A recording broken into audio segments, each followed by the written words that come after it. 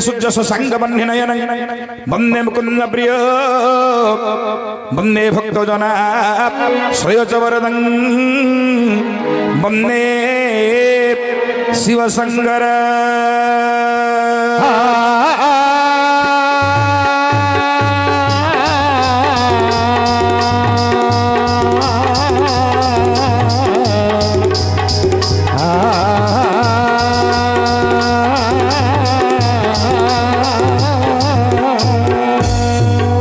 उपस्थित मोर विज्ञ बंधु पुराणी कहले मत घंटार 2 घंटा लगे मुझे स्वल्प समय आपको कहीदे प्रश्न उत्तर है पुत्र थे क्रयते भार्यं पुत्र पिंड प्रयोजन गोटे पुरुष गोटे स्त्री को कहीं ग्रहण करे ना पुत्र पुत्र उत्पत्ति हेले आम पितृपुरुष पिंड पाइबे नरकर उद्धार हे। अच्छा तेणुक आम गोटे स्त्री को विवाह करुचे हेले शिव पार्वती विवाह कले सत किंतु पार्वती गर्भर गोटे संतान शिव रसरू नहीं प्राप्त है नहीं पार्वती गर्भरू शिव रसरू गोटे सुजात संतान नहीं आगे। अच्छा अच्छा कार्तिक ना गणेश भीम माने शिवंगर ब्रह्मरू षोलकृतिका गर्भरू जन्म हेले कार्तिकेय कार्तिकेय पार्वती अंगमणि जन्म हेले गजानन गणेश किंतु शिवंगर ओरसरू पार्वती गर्भरू के जन्म होइछि ना शिवंगर ओरसरू का गर्भरू गोटे पुआ गोटे झियो जन्म होइतिला। अच्छा अच्छा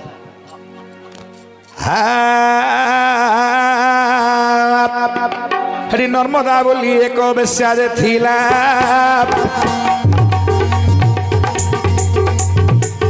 देखो नर्मदा बोली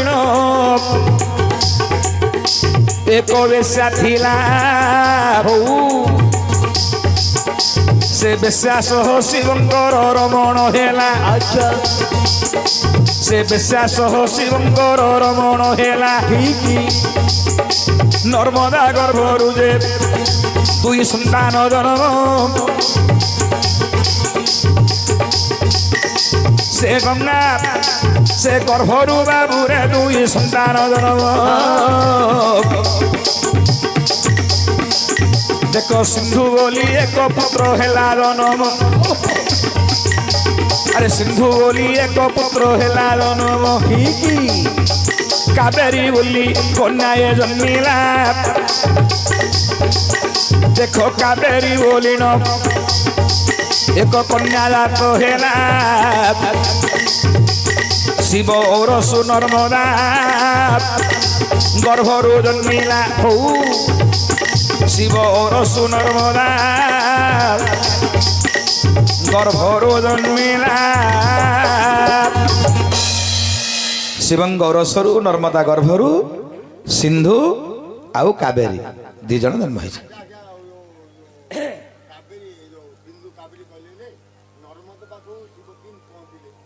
तो तुम बुझे कह पड़ो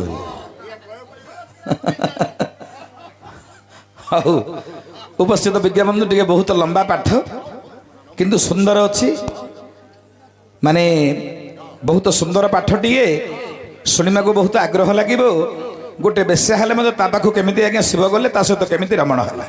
उपस्थित मोर विज्ञाबंधु सत्यजुगे गोटे बेश्या थिला सत्यजुग एक बेश्या थिला तहु जाण तार नाम नर्मदा एवं शुण हे बहनु तार नामटी है नर्मदा अविवाहित देखा दिव्य सुंदरी अप्सरा मध्य समकक्ष हो पारे एत बड़ सुंदरी से नारी हेले एते सुंदरी नारी सहित रमण करने को जीवे आगे आसो एत सुंदरी से अप्सरा सहित आहरी सुंदरी अटंती दिनकर घटना से गंगा नदी तट स्नान करने समय गोटे पुरुष स्त्री जड़े 2 जन स्वामी स्त्री 2 जन गोटे पुत्र संतान को धरी आज्ञा नदी की स्नान करने को जाऊे गंगा तट पुओटी को संगे धरी छोट संतान टे माँ कोल डेई पड़ुची केतले बाली गंडे फिंगी दउची केतले जल टिके फिंगी दउची केतले माँ को चुम्बन दउची केतले बापा को चुम्बन दउची। आगे आगे पुराण नहले कहबनी आगे कहबे कहबे ये हूँ चंडी पुराण पाठ है। उपस्थित विज्ञाबंधु ए पुराणी मुझे प्रथम बाहर कली आज्ञा दीर्घ 2 वर्ष तले मत बहुत आड़ू फोन आसला आज्ञा कौन कहते महादेव भाया लोक କୁଆଡ଼େ ବେଶ୍ୟାଳକୁ ଯାଇଥିଲେ ଖାଲି ସେତିକି ନାହିଁ ଆଜ୍ଞା। ମୁଁ ଗୋଟେ 20 ବର୍ଷ ତଳେ ଗୋଟେ ପୁରାଣ କହିଥିଲି ମହାଦେବ ଆମିଷ ଭକ୍ଷଣ କରିଥିଲେ। ମହାଦେବକୁ ମଧ୍ୟ ଜଣେ ଆମିଷ ଦେଇଥିଲେ ଆଜ୍ଞା। ଜଣେ ନାହିଁ 2ଟା ଶବର ଦେଇଥିଲେ, ଜଣେ ଶବର ନାହିଁ 2ଟା ଶବର ଭଗବାନ ଶିବକୁ ମଧ୍ୟ ଆମିଷ ଦେଇଥିଲେ। ମୁଁ କହିଛି ଆଜ୍ଞା ଆପଣଙ୍କୁ, ସେ ହେଉଛନ୍ତି ଭକ୍ତର ଭଗବାନ। ଭକ୍ତ ଯେମିତି ଡାକିଲେ ମଧ୍ୟ ଭଗବାନ ଶୁଣିବେ। ହେଲେ ନର୍ମଦାକୁ କେମିତି ଉଦ୍ଧାର କରୁଛନ୍ତି ଭଗବାନ, ଜଗତକୁ କ'ଣ ଶିକ୍ଷା ଦେଉଛନ୍ତି କି ଶୁଣନ୍ତୁ ଆଜ୍ଞା। ନର୍ମଦା ବେଶ୍ୟା ହେଲେ ମଧ୍ୟ ସନ୍ତାନ ସନ୍ତତି ନଥିଲା। ଗଙ୍ଗା ଜଳ ଧରି ବେଶ୍ୟା ସତ୍ୟ କରି କହିଲା, କାଲି ପ୍ରଭାତରେ ମୁଁ ଯୋଉ ପୁରୁଷ ମୁଖ ଦେଖିବି ମୁଁ ତାକୁ ବିବାହ କରିବି। କ'ଣ କ'ଣ? କାଲି ପ୍ରଭାତରେ ଯୋଉ ପୁରୁଷ ମୁଖ ଦେଖିବି ମୁଁ ତାକୁ ବିବାହ କରିବି, ଶପଥ କରିଦେଲା ବେଶ୍ୟା। ହେ ମହାପ୍ରଭୁ, ମତେ ଦେଖିଦବ, ମତେ ବିବାହ ପଡୁ।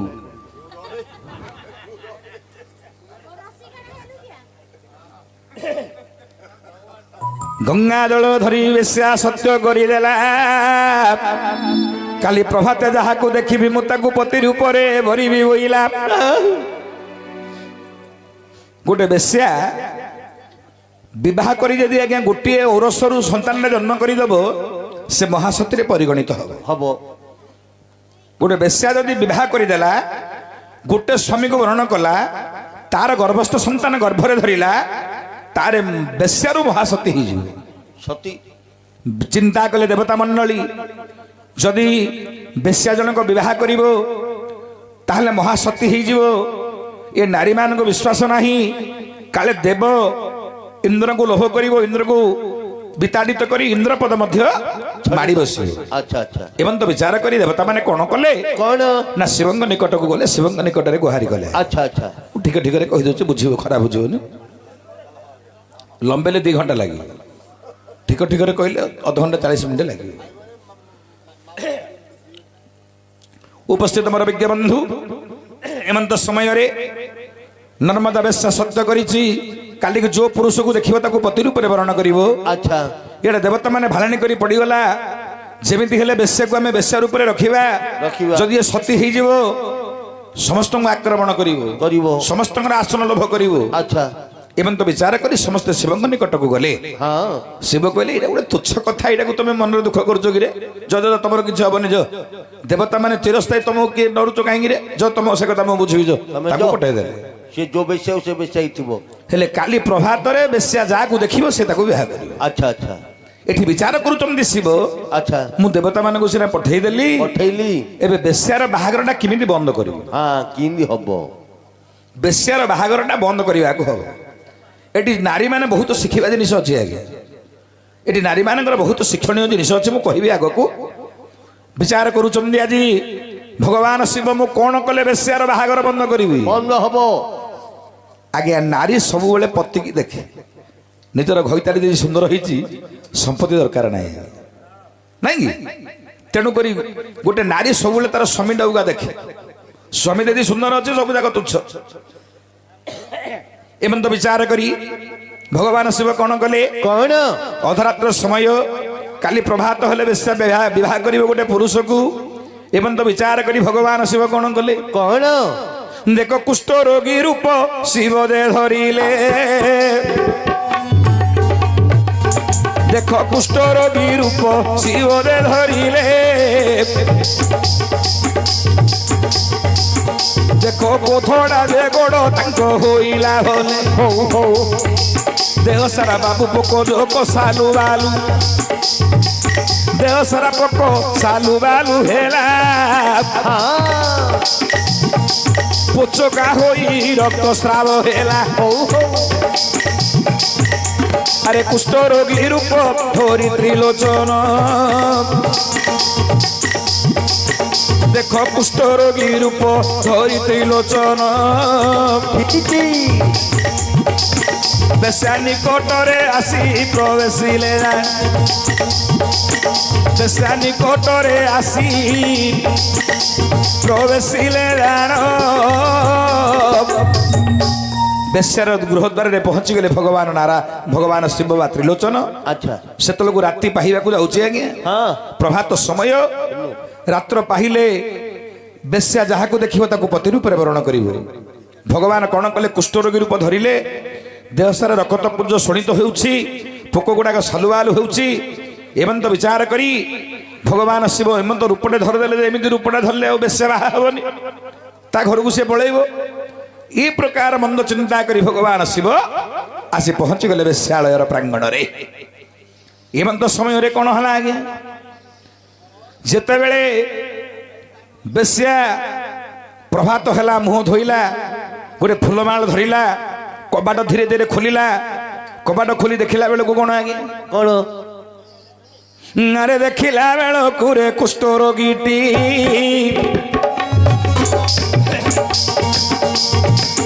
ଦେଖ ଦେଖିଲା ବେଳକୁ ବାବୁ କୁଷ୍ଠ ରୋଗୀଟି। ଆରେ ଦେହ ସାରା ପୋକ ବାକ ସାଲୁ ବାଲୁ ହେଉଛି, ଆରେ ଦେହ ସାରା ପୋକ ଯାକ ସାଲୁ ବାଲୁ ହେଉଛି, ଦୁର୍ଗନ୍ଧ ପୁଣି ଶରୀରୁ ଆସୁଛି। ମାଛି ଗୁଡାକର ଗଣ ଗଣ ହେଉଛନ୍ତି, ଆରେ ମାଛି ଗୁଡାକରେ ଗଣ ଗଣ ହେଉଛନ୍ତି। ଉପସ୍ଥିତ ମୋର ବିଜ୍ଞ ବନ୍ଧୁ ଆଚ୍ଛା ଆସି ବେଶ୍ୟା ଦେଖିଲା କିଏ ଜଣେ ଶୟନ କରିଛି ଦାଣ୍ଡ ଦୁଆରେ, ରକତ ପୂଜ ଶୋଣିତ ହେଉଛି ଶରୀର ମଧ୍ୟରୁ, ଗୋଧଡ଼ା ଗୋଡ଼, କୁଷ୍ଠ ରୋଗୀଟିଏ, ଛିଣ୍ଡା ଲେଙ୍କଡ଼ା ପିନ୍ଧିଛନ୍ତି, ମାଛି ଗୁଡ଼ାକ ଗଣ ଗଣ ହେଉଛନ୍ତି, ଦୁର୍ଗନ୍ଧ ଆସୁଛି ଶରୀରରୁ। ଏମନ୍ତ ବିଚାର କରି ବେଶ୍ୟା ମନରେ ବିଚାର କଲା, ନର୍ମଦା ଆଚ୍ଛା ମୁଁ ସତ୍ୟ କରିଛି, ମୋର କପାଳରେ ଲେଖା ଅଛି ଏପରି ପୁରୁଷକୁ ମତେ ସ୍ୱାମୀ ରୂପରେ ବରଣ କରିବାକୁ ହବ। ଆଚ୍ଛା ଆଚ୍ଛା କପାଳର କଥା ତ କିଏ ଆନ କରିପାରିବ ନାହିଁ। ନାହିଁ ମୋର କପାଳରେ ଅଛି ଆଜି ଯଦି କୁଷ୍ଠ ରୋଗୀଟେ ମୁଁ ପତି ରୂପରେ ବରଣ କରିବି। ଏମନ୍ତ ବିଚାର କରି ନର୍ମଦା କ'ଣ କଲା, କଣ ନା ଫୁଲମାଳଟା ନେଲା, ଶିବଙ୍କ ଗଳାରେ ଗଳେଇ ଦେଲା, ପତି ରୂପରେ ବରଣ କଲା। ପଣ ଦୋକାନୀରେ ମାଛି ଗୁଡାକ ଅଡଉଛି, ପୂଜ ପୋଛୁଛି। ହେଁ, ଯେତେ ପୋଛିଲେ ମଧ୍ୟ ସେତେ ରକତ ପୂଜ ଶୋଣିତ ହଉଛି। ଆଚ୍ଛା ଆଚ୍ଛା ମାଛି ଗୁଡାକ ପୁଣି ଗଣ ଗଣ ହଉଛନ୍ତି। ହଁ ବିଚାର କରୁଛି ନର୍ମଦା ମୁଁ କରିବି କ'ଣ? କଣ କରିବି?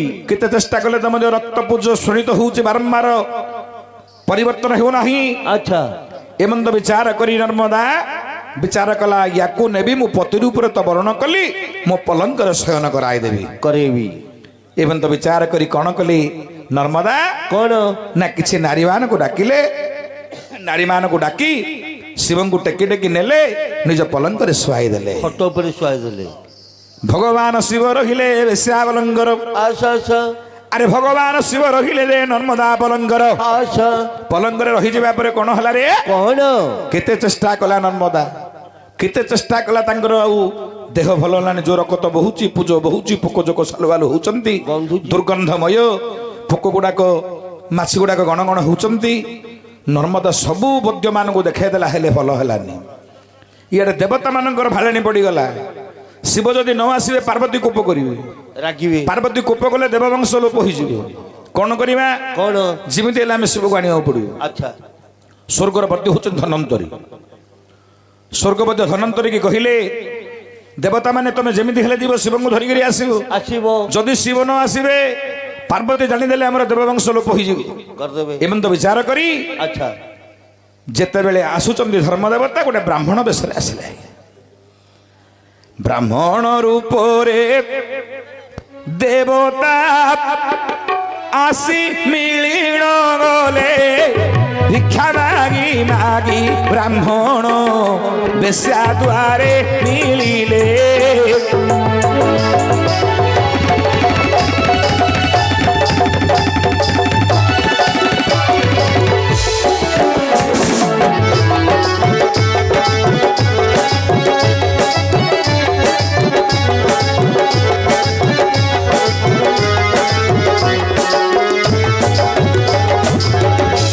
ଉପସ୍ଥିତ ମୋର ବିଜ୍ଞ ବନ୍ଧୁ ଭିକ୍ଷା ମାଗି ମାଗି ଆଚ୍ଛା ଆସି ପହଞ୍ଚିଗଲେ ନର୍ମଦା ଦର ଦେଶରେ। ଆଜ୍ଞା ଧନନ୍ତରୀ ବ୍ରାହ୍ମଣ ବେଶରେ ପହଞ୍ଚିଛନ୍ତି। ଆଚ୍ଛା ଯେତେବେଳେ ନର୍ମଦା ଦେଖିଲା ଗୋଟେ ବ୍ରାହ୍ମଣ ଭିକ୍ଷାବୃତ୍ତି କରିବାକୁ ଆସିଛନ୍ତି, ଉଲ୍ଲାରେ ଜଗତରେ 5 ଜଣଙ୍କୁ ସର୍ବଦା ଭକ୍ତି କରିବାକୁ ହବ। କାହାକୁ କାହାକୁ?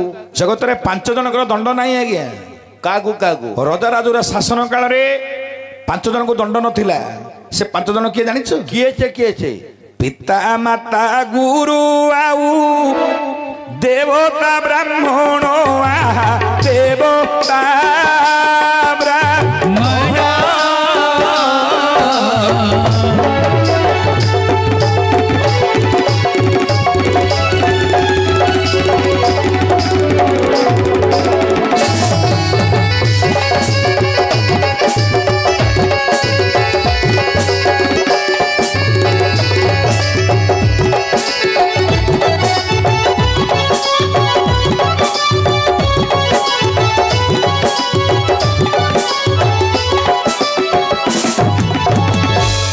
ପିତା ମାତା ଗୁରୁ ଆଉ ଦେବତା ବ୍ରାହ୍ମଣ ଏମାନଙ୍କୁ ଏ 5 ଜଣଙ୍କୁ ଦଣ୍ଡ ନାହିଁ ବାବୁ ପୁଣ। ଆଚ୍ଛା ବାପା ଦୋଷ କଲେ କିଏ ଦଣ୍ଡ ଦବ? ନା ମା ଦୋଷ କଲେ କିଏ ଦଣ୍ଡ ଦବ? ନା ଗୁରୁ ଦୋଷ କଲେ କିଏ ଦଣ୍ଡ ଦବ? ନା। ନା ଦେବତା ଦୋଷ କଲେ କିଏ ଦଣ୍ଡ ଦବ? ନା। ସେମିତି ବ୍ରାହ୍ମଣ ଦୋଷ କଲେ ମଧ୍ୟ ଦଣ୍ଡ ନାହିଁ। 5 ଜଣଙ୍କୁ ଦଣ୍ଡ ନାହିଁ ସଂସାରରେ। ଉପସ୍ଥିତ ମୋର ବିଜ୍ଞ ବନ୍ଧୁ, ଆଚ୍ଛା ବ୍ରାହ୍ମଣ ଜଣେ ଆସିବେ ବୋଲି ବେଶ ବିଚାର କଲା ନର୍ମଦା କଣ କଲା ଜାଣିଛନ୍ତି ଆଜ୍ଞା? କଣ କରିଛି?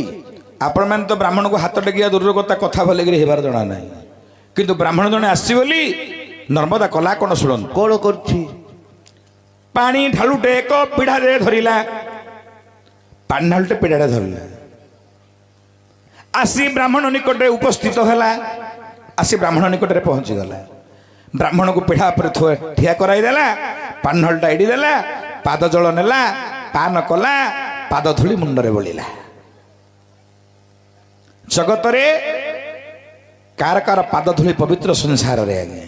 କାର କାର ସଂସାରରେ କାର କାର ପାଦ ଧୂଳି ପବିତ୍ର? ଆଚ୍ଛା ଗୋମାତାଙ୍କର, ବ୍ରାହ୍ମଣଙ୍କର ଆଉ ବାଳୁତର ଛୋଟ ପିଲାର, ଏ 3 ଜଣଙ୍କ ଧୂଳି ସଦା ସର୍ବଦା ପବିତ୍ର। ମୁଣ୍ଡରେ ଲଗେଇଲେ ଆପଣ କୋଟି ତୀର୍ଥ ଗାମୀ ହେବେ। ଆଚ୍ଛା ଅପବିତ୍ର କୋଉଟା? ହଁ ଅପବିତ୍ର କୋଉଟା?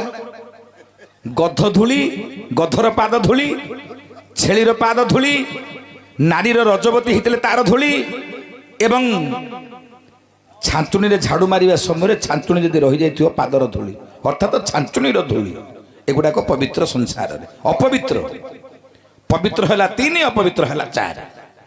ହେଲେ ଉଲାରେ ଆରେ ନର୍ମଦା ବିଚାର କଲା ମନରେ, ମୁଁ ଜୀବନରେ କେତେ ପାପ ମୁଁ କରିଛି, କେତେ ପୁରୁଷ ସହିତ ସହବାସ କରିଛି। ଆଚ୍ଛା ଏ ପାପରୁ ମୁକ୍ତ ହେବା ପାଇଁ ବ୍ରାହ୍ମଣର ପାଦଜଳ ମୋତେ ନିତାନ୍ତ ଆବଶ୍ୟକ ଅଟେ। ତେଣୁ ବ୍ରାହ୍ମଣ ପାଦଜଳ ପାନ କଲା। ତାପରେ ପାଦ ଧୂଳି ଆଣି ମୁଣ୍ଡରେ ବୁଲିଲା। ତାପରେ ଭାବିଲା ମୋ ଘରଟାକୁ ମୋତେ ମନ୍ଦିର କରିବାକୁ ହବ। ବ୍ରାହ୍ମଣ ପାଦ ଧୂଳି ଗୃହରେ ପଡ଼ିଲେ ସେ ଗୃହ ମନ୍ଦିର ହୁଏ ସଂସାରରେ ଭଲେ। ଜାଣିଲା ବ୍ରାହ୍ମଣକୁ ଧୋଇଦେଲା, ହାତ ଧରିଦେଲା, ବ୍ରାହ୍ମଣକୁ ଡାକି ଡାକି ଧରିକିରି ଗଲା ଆଜ୍ଞା କୋଠାରେ ବସେଇଦେଲା। ବସେଇଲା। ବ୍ରାହ୍ମଣ ଦେଖିଲେ କଣ ଗୋଟେ ଦୁର୍ଗନ୍ଧ ଆସୁଛି। ଏତେ ଦୁର୍ଗନ୍ଧ, ଗୋଟେ କୁକୁର ମରିଗଲେ ଯେମିତି ଆଜ୍ଞା 10 ଦିନ ପରେ 8 ଦିନ ପରେ ଗନ୍ଧୁନି। ଖଟରେ ଶୋଇଛି ଆଜ୍ଞା ବେଶ୍ୟାର ଅର୍ଥାତ ନର୍ମଦାର ସ୍ୱାମୀ ଶିବ, ଏତେ ଗନ୍ଧ ଯେ ଆଜ୍ଞା କହିବାକୁ ନାହିଁ, ଦୁର୍ଗନ୍ଧ। ରହି ହଉନି। ମଲା କୁକୁରଟେ ଯେମିତି ବାସନା ଗନ୍ଧୁଛି ସେମିତି ଗନ୍ଧୁଛନ୍ତି ଶିବ। ବ୍ରାହ୍ମଣ କହିଲେ ଏ ମାଏ, ସେ ପଲଙ୍କରେ କିଏ ଶୟନ କରିଛନ୍ତି ଲୋ ଝିଅ? କିଏ ଶୋଇଛି? ଏତେ ଗନ୍ଧ ମୁଁ ରହିପାରୁନି ଲୋ ଝିଅ। ନାଇଁ ମୁଁ ତ ରହିପାରୁନି। ସେତେବେଳେ ନର୍ମଦା କହୁଛନ୍ତି ହେ ବ୍ରାହ୍ମଣ, ସେ ମୋର ପତି ଦେବ ପରମେଶ୍ୱର। ସେ ମୋ ଘଇତା। ପତି ପରା ପରମ ଈଶ୍ୱର ମାନଙ୍କ ମଧ୍ୟରେ ପରମେଶ୍ୱର ହଉଛନ୍ତି ଆଜ୍ଞା ପତି। ପତି କୋ ସ୍ତ୍ରୀ ଆଜି ଘଇତାକୁ ଘଇତା ଭଳିଆ ମାନୁଛି କି ଆଜ୍ଞା? ପରମେଶ୍ୱର ପରା ଆଜ୍ଞା। କିଏ ମାନୁଛି? ଆଣେ ବୋଡିକେ ରାନ୍ଧି ମୋର ବୋଡିକେ କାନ୍ଦିଲି କହୁଛନ୍ତି। ଉଲାରେ ଓ ଏମନ୍ତ ସମୟରେ ନର୍ମଦାକୁ କହୁଛନ୍ତି ଆଜି ବ୍ରାହ୍ମଣ, ଆଚ୍ଛା ଆଚ୍ଛା ଏମା ତୋ ସ୍ୱାମୀ କି କଣ ହେଇছিল? କଣ ହୋଇଛି?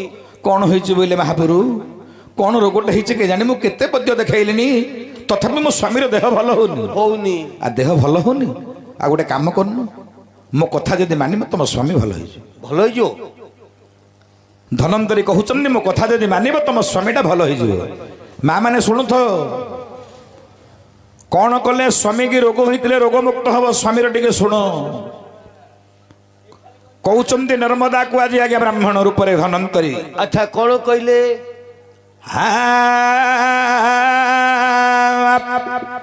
ହେଠି ବ୍ରାହ୍ମଣ ସେତେବେଳେ ବୋଲେ ବଚନ, ଶୁଣ ନର୍ମଦା ଏଥିର କାରଣ ରକତ ପୂଜ ଶରୀରୁ ବହୁଛି ଗୋ ଶରୀରୁ ବହୁଛି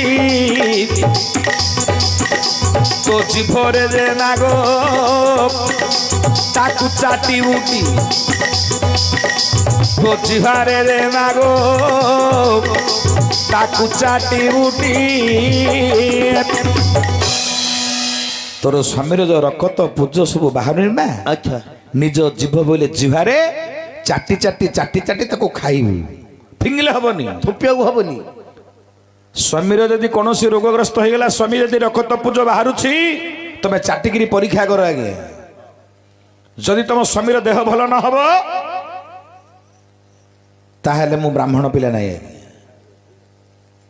ଦିଟା ପ୍ରମାଣ ଦେବି ଆପଣଙ୍କୁ ଦିଟା ପ୍ରମାଣ ଦେବି ଦିଟା ପୁରାଣ ଦିଟା ପ୍ରମାଣ ଦେବି ସତ୍ୟରୁ ଦେବି ତ୍ରେତୟାରେ ଦେବି ସେତେବେଳେ ନର୍ମଦା କହିଲେ ଆଚ୍ଛା ବ୍ରାହ୍ମଣ ମୋ ସ୍ୱାମୀକି ଯଦି ଚାଟି ଦେବି ମୋ ବ୍ରାହ୍ମଣ ଭଲ ମୋର ସ୍ୱାମୀ ଭଲ ହେଇଯିବେ ନା ହଁ ମା 7 ଦିନ ପର୍ଯ୍ୟନ୍ତ ତୋ ସ୍ୱାମୀକୁ ଚାଟିବୁ ରକତ ପୂଜ ପୁଣି ପୋକ ଗର୍ଭ ମଧ୍ୟକୁ ଖେପିବୁ ଯାହା ବାହାରିଲା ସବୁ ଯାକ ଗର୍ଭ ମଧ୍ୟକୁ ଖେପିବୁ ସମ୍ପୂର୍ଣ୍ଣ ଅହଙ୍କାର କରିବୁନି ଛି ଛି କରିବୁନି ନା ଛି କରିଦେଲେ ଗଲା ଛି ଆଉ ହବନି ଶ୍ରଦ୍ଧା ସହକାରେ ନିର୍ମାଲ୍ୟ ଦେଲେ ଯେପରି କରୁଛ ଭୋଜନ ସେ ପ୍ରକାର ଚାଟି ପୁଣି ତାକୁ କରିବୁ ଗୋ ପାନ ତାହେଲେ ତୋ ସ୍ୱାମୀ ଭଲ ହେବ ଭଲ ହବ ଟିକେ ଯଦି ଏପଟ ସେପଟ ହବ ପୁଣା ହବନି ଭଲ ହବ 7 ଦିନ ପର୍ଯ୍ୟନ୍ତ ଚାଟିବୁ ଦିବ୍ୟ ସୁନ୍ଦର ରୂପ ଧରିବେ ତୋ ସ୍ୱାମୀ ତାପରେ କଥା ହେଲେ ଏଥର ଚଟା ଆରମ୍ଭ କରିବ ଆଉ ବୋଲା ଓ ତୋର ଅଇଁଠା ତୋ ସ୍ତ୍ରୀ ଖାଉନି ଖାଉଛି କି କହ ନାଇଁ ତ କୁକୁରକୁ ଦେଇ ଦଉଛି ତୁ ଗନ୍ଧୁଛୁ ବୋଲି ତୋର ପାଟି ଗନ୍ଧୁଛି ତେଣୁକରି ତୋ ଅଇଁଠା ତୋ ସ୍ୱାମୀ ଖାଉନି ତତେ ଚାଟିବ କିରେ ଆସି ମତେ ମୋ ସ୍ୱାମୀ କହ ଖାଏ ମୋ ମାଇପ ଖାଉନି ନା ଆଉ। ତୋର ସ୍ତ୍ରୀ ଯଦି ତୋର ଅଇଁଠା ଖାଉନି କୁକୁରକୁ ଦେଇ ଦଉଛି କୁକୁରକୁ ଦେଇ ଦଉଛି ତୋ ଦେହରେ କଣ ରୋଗ ହେଲେ ସେ ଚାଟିବ ଓଲା ଓ ଉପସ୍ଥିତ ମୋର ବିଜ୍ଞ ବନ୍ଧୁ ମୋର ମା ଭଉଣୀ ମାନେ ମନେ ରଖନ୍ତୁ ଆଜି ନର୍ମଦା ବେଶ୍ୟା ମନେକରେ ବିଚାର କଲା ମୁଁ ଯେତେ କଷ୍ଟ ହେଲେ ମଧ୍ୟ ହବ ମୋ ସ୍ୱାମୀକୁ ମତେ ଭଲ କରିବାକୁ ହବ କାହିଁକି ନା ପତି ପତନ ତ ତ୍ରାୟତେ ଇତି ପତ୍ନୀ କଣ କଣ ପତ୍ନୀ କାହାକୁ କହିବା ଆଜ୍ଞା ଯିଏ ପଟରେ ଶୋଉଥିବ ନା ନା ନା ପତିକୁ ପତନ ମୁଖରୁ ଯିଏ ଉଦ୍ଧାର କରିପାରିବ ସେ ହେବ ପତ୍ନୀ ପତ୍ନୀ ସ୍ୱାମୀ ଯଦି ମୃତ୍ୟୁବରଣ କରିବାକୁ ପଡୁଥିବ ଦୁଃଖରେ ପଡୁଥିବ ପତନ ହେବାକୁ ଯାଉଥିବ ତାକୁ ଯଦି ଉଠେଇ ପାରିଲା ସ୍ତ୍ରୀ ତାହେଲେ ସେ ହେବ ପତ୍ନୀ ପତ୍ନୀ ପତି ପତନ ତ ତ୍ରାୟତେ ଇତି ପତ୍ନୀ ସମସ୍ତେ ପତ୍ନୀ ହେଇପାରିବେନି ମା ଆଉ ସ୍ୱାମୀ ଭଲ ଥିଲା ତାକୁ ଆଣିକି ଦଉଥିଲେ ତାକୁ ମୋର ମୋର ବୋଲୁଥିବ ସ୍ୱାମୀ ଟିକେ କମିଗଲେ ରହି ଜଣା ବୋଲି ଗାଳି କଲେ ହବ କି ଉପସ୍ଥିତ ମୋର ବିଜ୍ଞ ବନ୍ଧୁ ନର୍ମଦା ନାମ୍ନୀ ବେଶ୍ୟା ଜଣକ ଶିବଙ୍କର ରକତ ପୂଜ ପୋକ ସବୁ ଯାକ ଚାଟି ଚାଟି ଚାଟି ଚାଟି ଆନନ୍ଦରେ ହସି ହସି ଭକ୍ଷଣ କଲା ଆଚ୍ଛା ଆଚ୍ଛା 7 ଦିନ ପରେ ମହାଦେବ ସୁନ୍ଦର ରୂପକୁ ଧରିଲେ ସୁନ୍ଦରୀ ରମଣୀ ସହିତ ସୁନ୍ଦର ପୁରୁଷର କ୍ରୀଡ଼ା ହେଲା ଭଲେ ସୁନ୍ଦର ପୁରୁଷକୁ ସୁନ୍ଦର ଯୁବତୀ ସହିତ ରମଣ ହେଲା ସେ ରମଣରୁ ଜନ୍ମ ହେଲେ ସିନ୍ଧୁ କାବେରୀ 2 ଜଣ ଜନ୍ମ ହେଲେ ହେଲା ମୁଁ ତ୍ରେତୟା ଯୁଗର କଥାଟେ କହୁଛି ନା ଦଶରଥଙ୍କର ଏଇଟା ଗୋଟେ ବଥ ହେଇଯାଇଥିଲା ନା ଏ ଗାଲ ପାଖରେ ପଥ ଏ ଗାଲ ଏ ଗଳା ମଝିରେ ଗୋଟେ ବଥ ହେଇଯାଇଥିଲା ବଥ ହେଇ କ'ଣ ହେଲା ସେ ପଚିଗଲା ଆଜିକାଲି ଯୋଉଟା କ୍ୟାନ୍ସର ହବ ଗୋଟେ ଘାଟ ହେଇଯାଇଥିବ ସେଟା କେତେ ଦିନ ପର୍ଯ୍ୟନ୍ତ ମେଡିକାଲକୁ ଯିବେନି ସେ ଯଦି ପୁଚ ହେଇଗଲା ରକ୍ତ ହେଇଗଲା ପୋକ ହେଇଗଲା ସେଟା ଆଜ୍ଞା କ୍ୟାନ୍ସର ହେଇଯିବ ଯେତେବେଳେ ଦଶରଥଙ୍କର ଏଟା ଗୋଟେ ବଥରେ ଘାଟ ହେଇଯାଇଥିଲା କେତେ ବଦ୍ୟ ଦେଖେଇଲେ କେତେ ଟଙ୍କା ଖର୍ଚ୍ଚ ରଜକୁ କ'ଣ ଅଭାବ ତଥାପି ତାଙ୍କର ଭଲ ହେଲା ହେଲାନି ଦିନେ ଗୋଟେ ବଦ୍ୟ କହିଲେ କଣ ହେ ମହାରାଜ ତମର କେତେଟା ସ୍ତ୍ରୀ 750 ସ୍ତ୍ରୀ ଦଶରଥଙ୍କର 750 ଗୋଟି ସ୍ତ୍ରୀ ସେତେବେଳେ ବଦ୍ୟ ଜଣକ କହିଲେ ହେ ରାଜନ ତମର ଏତେ ଯାକ ସ୍ତ୍ରୀ ସତ କିନ୍ତୁ ଗୋଟେ ସ୍ତ୍ରୀକି ଡାକିବ ଯଦି ଏଇଟା ଚାଟି ଚାଟି ଚାଟି ଚାଟି ଖାଇଲା ଏ ରକତ ପୂଜ ଗୁଡାକ ସବୁ ଜାଗା ତା ଗର୍ଭରେ କ୍ଷେପଣ କଲା ତମର ଅଟୋମେଟିକ ସେ ବାଧ୍ୟତାପୂର୍ବକ ସେ ବଥଟା ବନ୍ଦ ହେଇଯିବ ହେଇଯିବ ଖାଲି ତ ଚାଟିବ ଭଲ ହେଲା ପର୍ଯ୍ୟନ୍ତ ଚାଟୁଥିବ ଆଉ ବନ୍ଦ କରିବନି ଖାଲି ତ ଚଟା ଆରମ୍ଭ ଭଲ ହେଲା ପର୍ଯ୍ୟନ୍ତ ଚାଟିବ ତାହେଲେ ସେଟା ଭଲ ହେଇଯିବ ଆଚ୍ଛା ଆଜ୍ଞା 750 ଆଣିକି ଡାକିଲେ ଦଶରଥ କହିଲେ ଏମିତି ଏମିତି କହିଲେ ବଦ୍ୟ ଯିଏ ମୋର ଚାଟିବ ବୋଇଲେ ମୁଁ ଭଲ ହେବି ନହେଲେ ମୋତେ ରୋଗଗ୍ରସ୍ତ ହେଇଯିବ ମୁଁ ମରିବି ହେଲା କୋଉ ସ୍ତ୍ରୀ ହେଲେ ଆଇଲେନି ଆଜ୍ଞା କିଏ ଆଇବ କିଏ କିଏ ହେଲେ ଆଇଲେନି କିଏ ଚାଟି ଓରା ଜଣେ ଆସିଲା ସେଟା କିଏ କିଏ কইকে ইরে জান কইকে ইরে জান তুরন্ত দেবে আসিলে বহন কইকে ইরে জান তোমার বিজ্ঞ বন্ধু দশরথ তাঙ্কর বথটিକୁ ଭଲ କରିଦେଲେ କେବଳ କଇକେଇ ସେତେବେଳେ କଇକେଇ କି କହିଦେଲେ ତୁମକୁ ଗୋଟେ ବର ଦେବି କାଖେଇ ଦଉନ କହଲା ପିଲାଟା ଦିଟା ବର ଭିତରୁ ଆଜ୍ଞା ଦଶରଥଙ୍କର ବଥ ଭଲ କରିବା ଯୋଗୁଁ ଗୋଟେ ବର ଆଉ ସମ୍ରାସୁର ଯୁଦ୍ଧ କରିବା ସମୟରେ ଆଉ ଗୋଟେ ବର ଦିଟା ବର ପ୍ରଥମ ବର ହେବ ମୋ ପୁଅ ଭରତ ହେବ ରାଜା ଦ୍ୱିତୀୟ ବର ହେଲା 14 ବର୍ଷ ରାମ ଯିବ ବନବାସ ଦିଟା ବର ହେଲା କଇକେଇଙ୍କୁ ଦେଇଥିଲେ ଦଶରଥ ରାଜା ହେଲା ଉତ୍ତର ଶୁଣିଲେ ଦିଅ ପଇସାଟା ଦିଅ